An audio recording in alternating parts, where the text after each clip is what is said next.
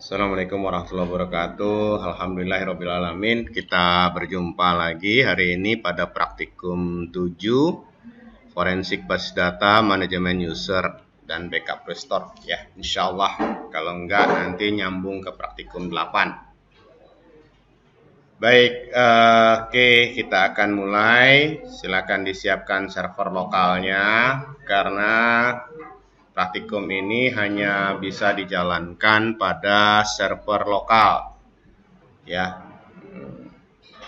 Di server online itu tidak akan bisa jalan, contohnya nanti kalau kita menggunakan di infinityfree.com. Baik, bagi anandaku yang ada di kelas, silakan diaktifkan server lokalnya ya. Aktifkan SAMPP-nya, aktifkan Apache dan MySQL, atau boleh hanya MySQL saja ya. Boleh hanya MySQL saja. Kita akan belajar beberapa perintah hari ini ya, dan perintah ini hanya berlaku di server lokal. Karena mengapa demikian? Pada server sewa atau hosting sewa itu semua pengaturan user itu sudah ditentukan oleh servernya ya, penyedia jasanya, sehingga kita tidak perlu repot-repot lagi mengatur usernya. Tapi nanti ada beberapa hal yang mesti kita perhatikan juga dalam proses forensik ataupun praktek database supaya penggunaan basis data dari aplikasi yang kita bangun itu menjadi lebih aman ya. Nah, jadi nanti kita akan cek juga yang di online, tapi beda-beda sekali dengan yang ada di server offline, karena semua yang ada di server offline yang menggunakan MySQL di SAMPP atau sejenisnya itu kita harus memberikan perintah. Oke. Praktikum hari ini agak cukup berisiko, jadi perhatikan baik-baik apa perintah yang saya informasikan supaya nanti servernya tidak terkunci ya. Supaya servernya tidak terkunci ya, nanti bisa repot kalau terkunci ya. Memang ada beberapa hal cara mengerjakan memperbaikinya, tetapi nanti jadi masalah kalau Anda salah proses ya. Oke, baik. Buat semua nandaku di seluruh Nusantara, seluruh dunia, dunia manusia, dunia jin, dunia bebek, dunia lain-lain. Bagi yang belum subscribe, jangan lupa subscribe. Yang sudah subscribe, terima kasih. Yang belum subscribe, kebangetan kalau nggak subscribe. Ya, oke. Yang sudah subscribe sekali lagi terima kasih. Sekali lagi, praktikum ke-7 ini agak berbahaya, agak membuat server macet. Apalagi kalau password yang dimasukkan lupa ya. Ya, kalau lupa bisa-bisa macet servernya ya. Terutama yang praktikumnya nandaku di kelas ini yang pakai laptop, nanti bisa-bisa servernya di laptopnya nggak bisa dibuka lagi ya. Oke, tolong juga bagi anandaku semua yang menggunakan server lab atau komputer lab, user root jangan diganggu gugat ya. User root jangan diganggu gugat. Biarkan seperti keadaan sekarang. Kenapa? Kalau nanti terjadi kecelakaan ya, halo ya, kalau nanti terjadi kecelakaan maka kita bisa merepairnya melalui user rootnya. Oke ya, paham ya? Paham?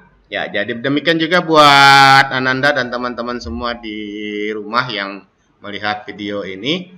User root sebaiknya jangan diganggu gugat supaya nanti kalau terjadi kecelakaan ya, namanya bekerja ya, bekerja. Nah, maka safety-nya, keamanannya, user root jangan dihapus atau jangan diganggu gugat. Baik, mari kita mulai. Sekali lagi, aktivasi SAMPP dan MySQL. Oke.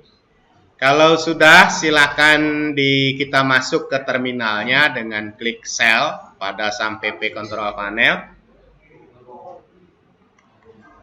sehingga muncul jendela terminal dari Windows-nya. Baik, setelah muncul terminalnya, tinggal diketik perintah untuk masuk ke konsol MySQL atau MariaDB-nya. Ketik apa? MySQL min u. Ah, ini dia. Ya, tadi yang saya bilang, makanya root-nya jangan diubah-ubah. Untuk praktikum ke-7 ini, please, tolong nian. Ya, user root jangan diubah. Ya, nah, kecuali nanti dalam proses server produksi. Ya, server produksi artinya servernya sudah di-online-kan ke jaringan luas, satu jaringan internet. Ya, maka boleh root-nya diganti.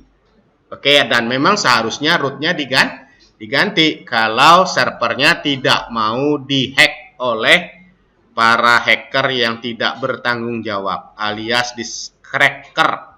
Ya, jadi kalau hacker masih bertanggung jawab dia, ya. Kalau cracker nggak bertanggung jawab, ya. Ya, oke ya, perusak gitu kalau cracker. Kalau hacker masih lumayan, masih ada sisi kebaikannya, ya. Oke, kita login dulu dengan user utamanya, user defaultnya ketika menginstal pertama kali server MySQL dari SAMPP terutama, kecuali kalau menginstalnya langsung dari aplikasi MariaDB atau MySQL. Ya, oke, silakan MySQL min urut. Kalau benar, Anda bisa masuk dengan normal, ya, tidak perlu password.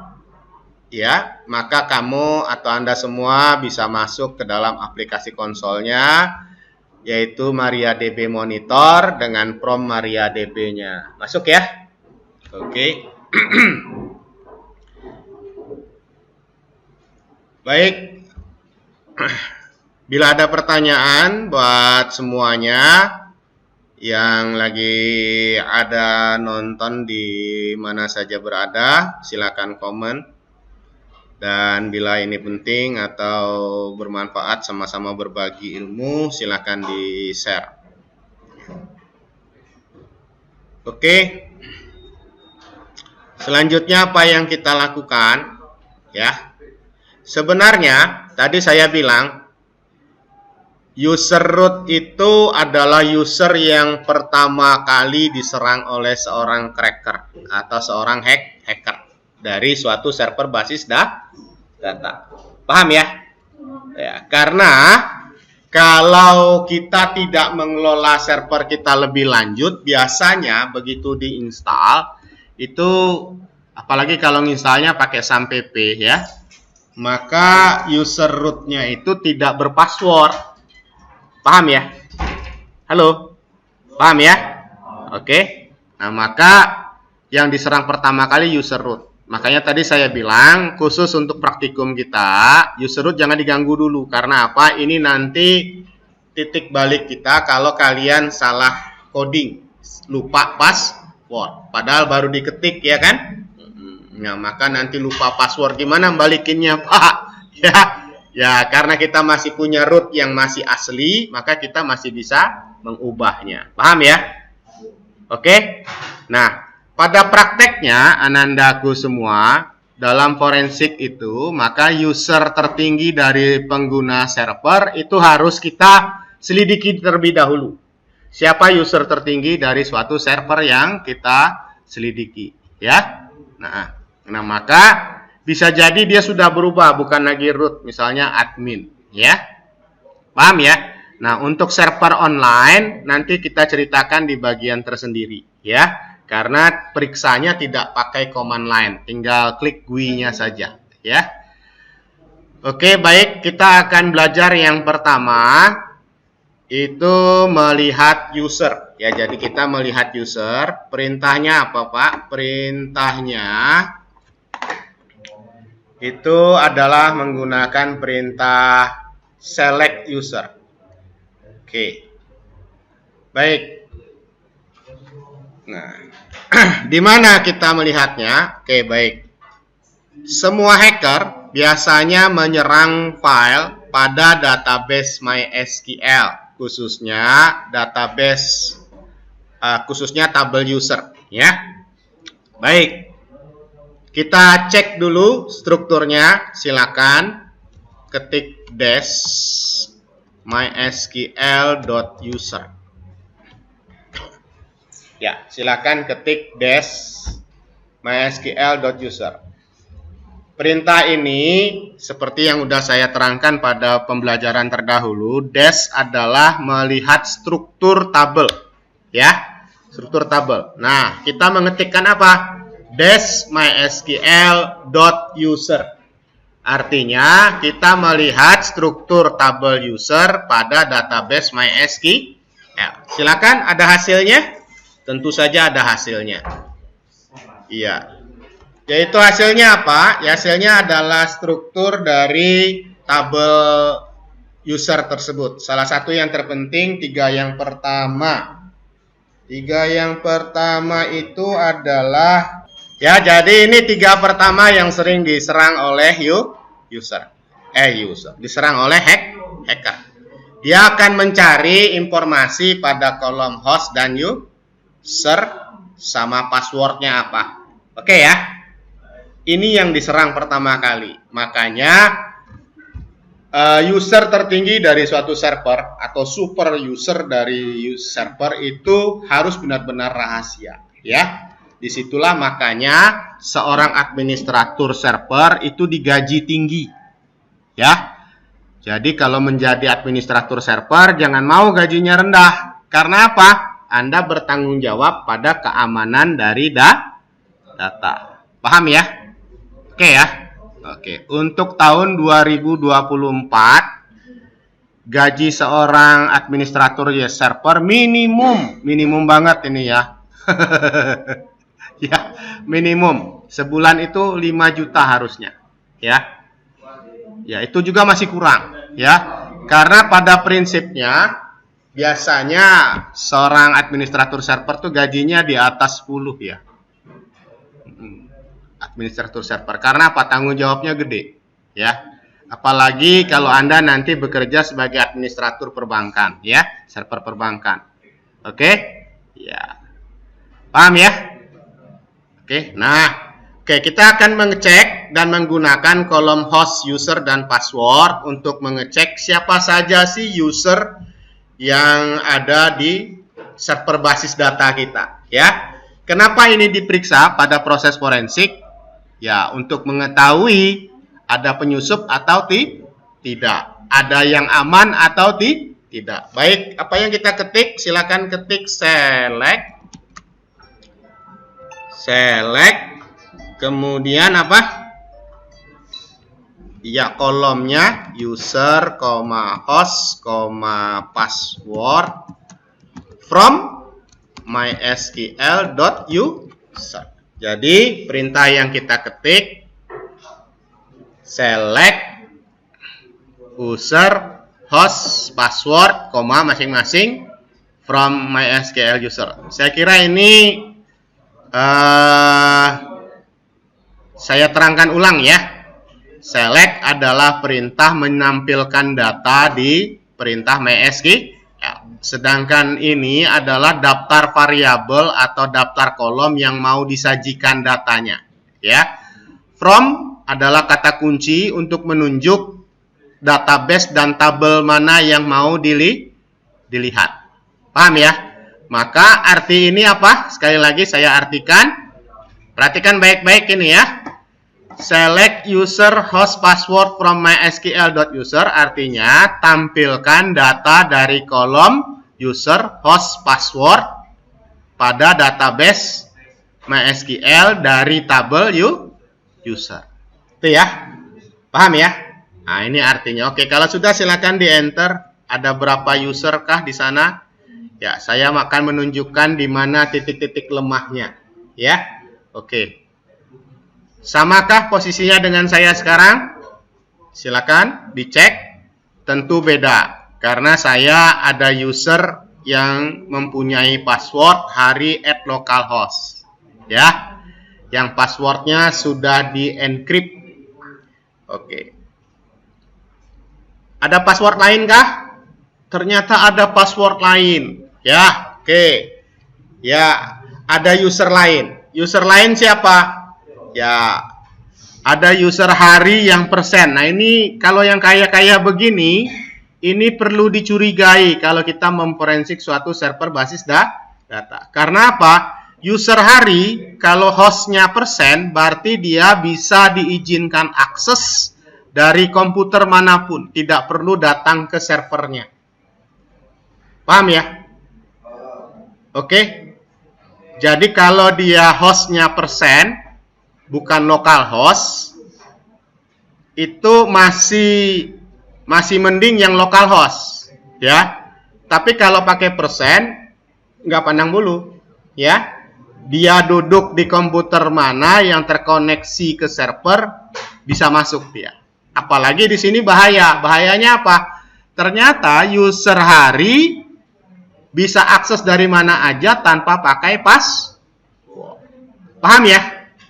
Paham ya? Adakah yang seperti saya ini di komputer kalian? Silakan cek. Oke, baik. Jadi yang persen ini lebih berbahaya ketimbang yang localhost. Kalau localhost berarti dia harus di server lokalnya, harus duduk di sana. Begitu juga yang 127 ini dan titik 2.21. 127 ini sama dengan localhost, sama dengan titik 2.21, di mana 127 menunjukkan IPv versi 4 dan ini adalah titik 2.21 adalah pada IPv versi 6 atau IPv 6 ya. Oke. Pak, PMA ini apa? PMA ini kalau kita menggunakan, di sini kan kemarin kita mencoba pakai GUI ya.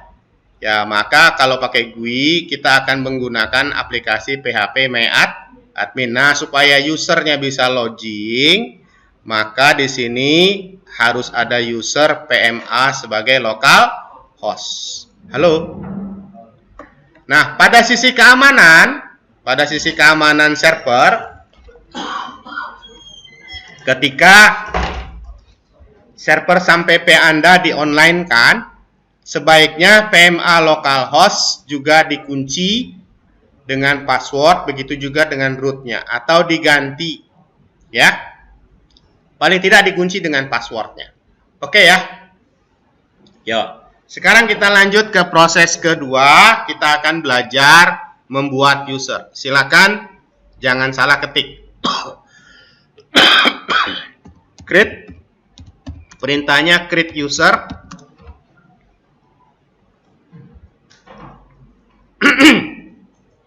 Ditulis nama usernya. Contoh. Usernya kelas 6 berapa nih? 64. Ya. Maka terbentuk user baru. Ya. Oke. Kita cek. Gimana ngeceknya tadi? Ya, select user bintang. Ya, dan seterusnya ini ya. Ya. Lihat. Kalau kita cuma melakukan perintah create user kelas 64 tanpa pakai localhost, secara default hostnya adalah persen. Ini adalah contoh praktek tidak baik. Paham ya? Karena apa? Karena kelas 64 bisa mengakses dari komputer manapun. Ya, sehingga hostnya persen. Paham ya? Praktek baiknya bagaimana, Pak? Praktek baiknya create user add. Ya, kayak begini harusnya. Lebih dijelaskan pakai kutip tunggal kelas 64 add, pakai ini lagi tulis localhost. Nah, ya. Ini lebih baik ketimbang create user saja kayak tadi. Ya. Oke, sekarang kita cek perbedaannya. Lihat nah. Kalau kita pakai create user yang kelas 64 kayak gini pakai kutip-kutip, lebih aman ketimbang yang ini. Ya. Oke. Jadi mana yang ditunjuk, mana yang diikuti? Sebaiknya ikuti perintah yang ini. Ya. Jangan menggunakan perintah yang mana tadi? Jangan menggunakan perintah yang ini. Karena apa? Perintah yang ini adalah contoh praktek tidak baik. Oke, silakan gunakan perintah ini. Kita akan menghapus user yang ini ya. Sekali lagi, boleh saja dihapus, tapi juga boleh tidak dihapus asal catatannya jelas. Tapi sebaiknya user dengan host persen itu harus ada password dan tercatat sekali lagi ya. Oke, kita contoh menghapus kelas 64 yang pakai persen. Apa perintahnya yang dilakukan? Drop user.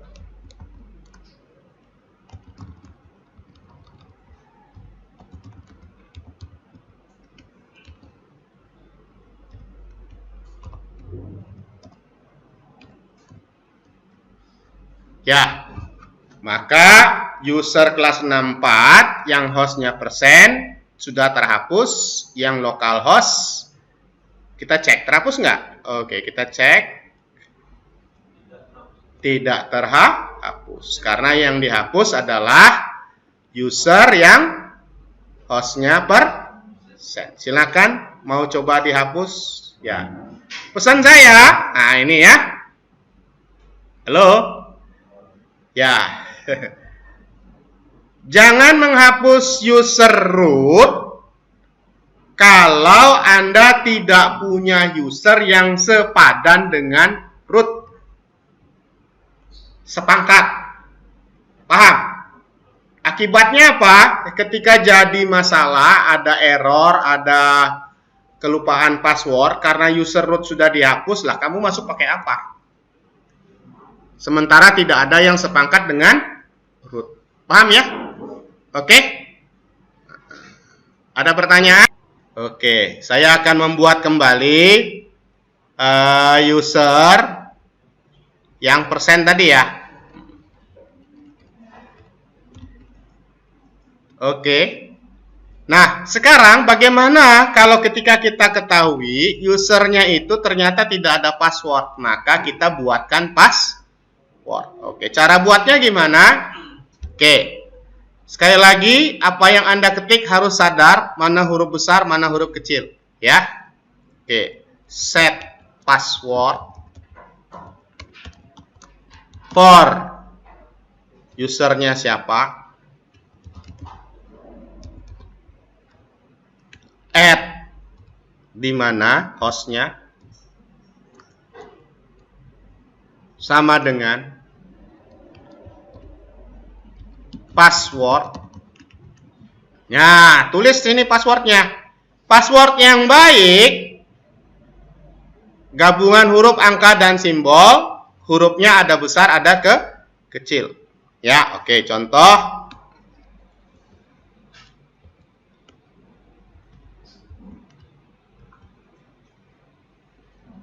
Ya, walaupun ini masih kurang kuat, ya.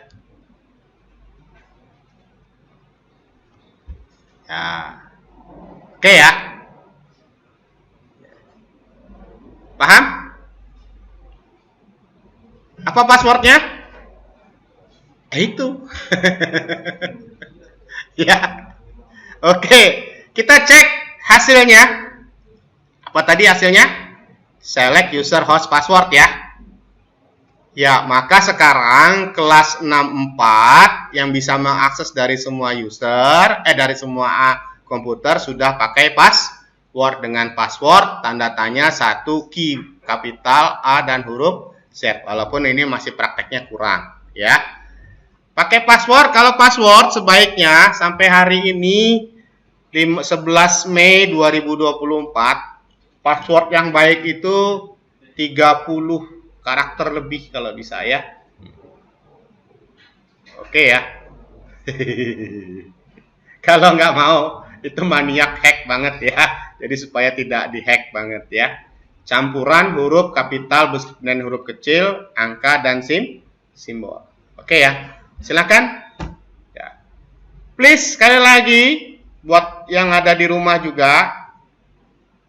Kalau Anda mau membuat root localhost pakai password, silakan saja, tapi diingat passwordnya apa. Karena setelah ini, setelah Anda tutup ini, exit dari MariaDB-nya ini, maka Anda login kembali harus pakai password. Silakan semuanya, praktikumnya dikerjakan. Sekali lagi, jangan root ya, root localhost, jangan. Baik, silakan dilakukan, pakai passwordnya, dicatat passwordnya, atau diingat mana yang huruf kapital, mana yang huruf kecil ya. Karena case sensitif, kalau sudah nanti kita akan buktikan apakah user tadi bisa login atau tidak ya. Sudah siap? Oke, kalau sudah siap silakan ketik perintah exit. Udah? Udah? Oke. Ya. Kita hapus layarnya. CLS bukan perintah MySQL. CLS adalah perintah dari DOS ya. Oke. Kita masuk lagi. MySQL-nya bukan min urut tapi kelas 6.4. min P. Ya. Masukin passwordnya tadi. Coba yang salah dulu. Akses denit. Ya. Pak, pakai U aja, Pak. Gimana, Pak? Nggak pakai min P. Kok masuk, Pak? Lihat nih. Padahal tadi kelas 64 pakai password. Kenapa? Karena tadi kan kita ingat kelas 64 ada user yang lokal host tidak pakai password. Nah, ini kalau dalam forensik ini yang menyebabkan bocornya server basis data yang kalian forensik. Paham ya? Ada dua user, memang yang hostnya persen pakai password, tapi yang lokal tidak pakai password. Berarti user kelas 64 bisa akses dari komputer server di mana dia duduk, yaitu di lokalnya server itu di mana. Paham ya? Oke. Nah, sekarang tinggal melihat kalau proses forensiknya siapa yang datang ke server. Apa yang kalian kerjakan sebagai tim forensik? Cek CCTV. Siapa yang masuk ke server? Paham ya? Dalam rentang waktu tertentu. Oke? Paham? Karena apa? Ketika kita cek tadi, user kelas 64 ada dua. Yang satu hostnya persen, yang satu hostnya lokal host. Yang pakai password memang yang pakai persen hostnya. Tapi yang lokal host tidak pakai password. Paham? Oke? Ya. Baik yang mana kalau dua-duanya dipasang password? Dengan seperti tadi. Tentu saja yang lebih baik adalah yang pakai password kedua-duanya. Lebih baik lagi, passwordnya beda. Paham? Yang lokal host dengan yang hostnya persen di mana saja berada, itu dibedain. Paham ya? Ada pertanyaan? Iya, itu trik-triknya ya. Oke.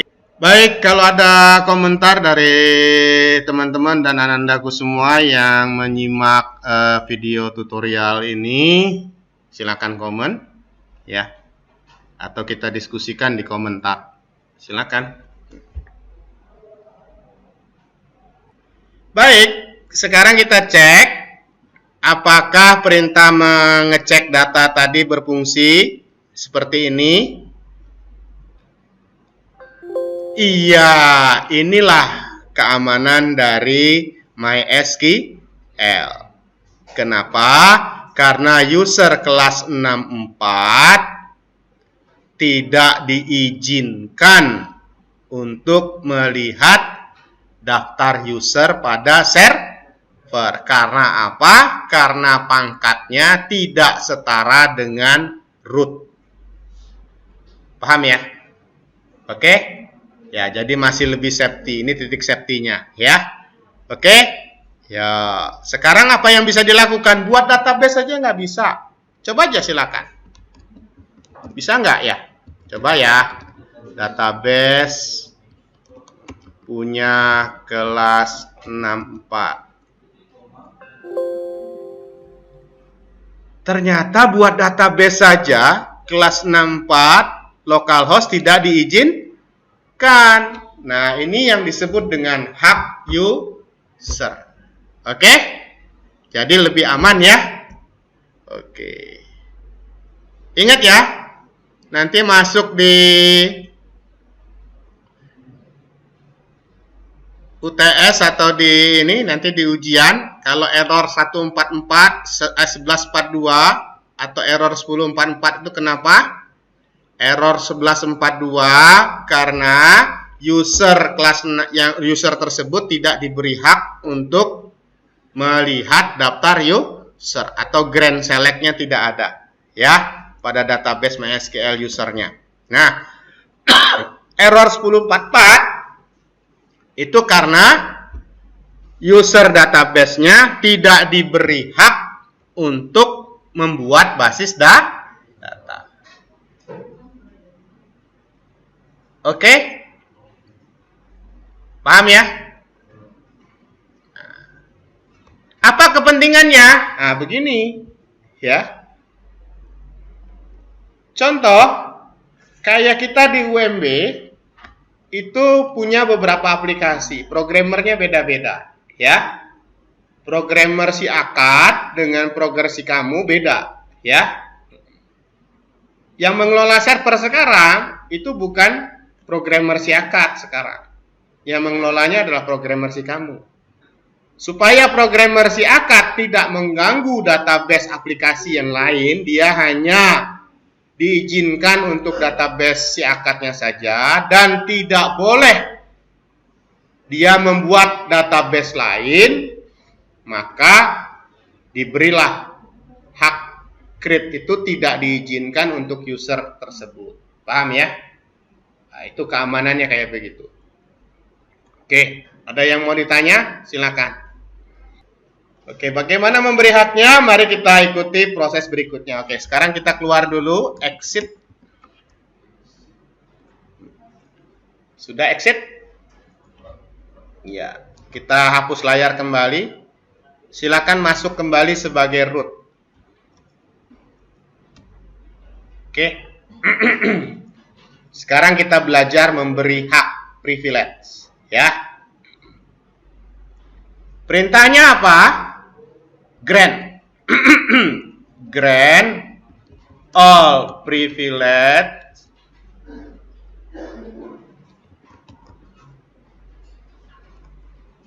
on. Nah, ini. Kalau kayak begini, berarti haknya sama dengan user root, ya.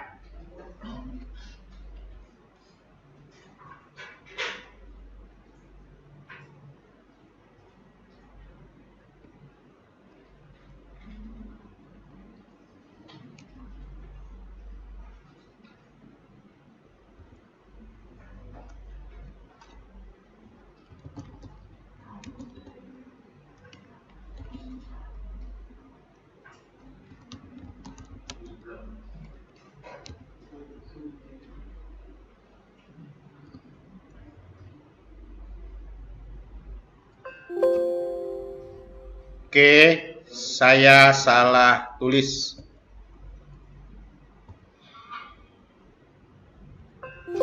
Bentar.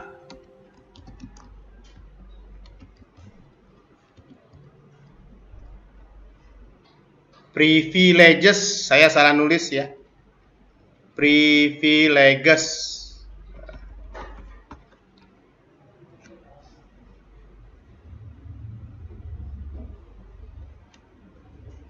Nah, ya. Mohon maaf saya salah nulis. Yang benar ini ya. Privileges. Sering banget saya sering salah di situ ya.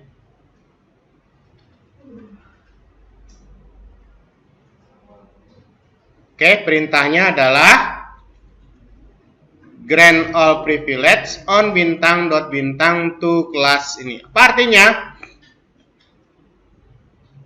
Berikan semua hak pada semua basis data dan semua tabel yang ada kepada user kelas 64 yang akan memprosesnya di lokal host. Ini arti perintahnya ya. Berikan semua hak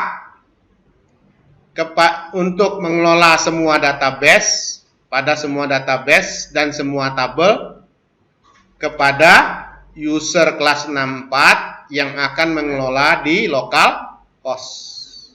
Itu artinya ya. Oke. Kalau sudah kayak begitu silakan exit.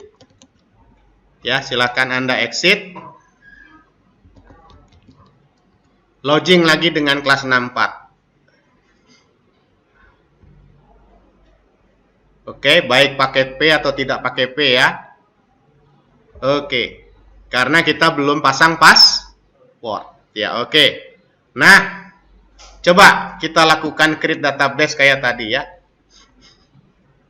Create database punya kelas 64. Bisa nggak? Bisa. Karena sekarang apa? Karena user kelas 64 localhost sudah diberi hak. Ya. Apakah user data kelas 64 bisa mengubah passwordnya? Boleh, silakan ubah. Set password for, ya kan? Kelas 64 at localhost. Passwordnya boleh beda.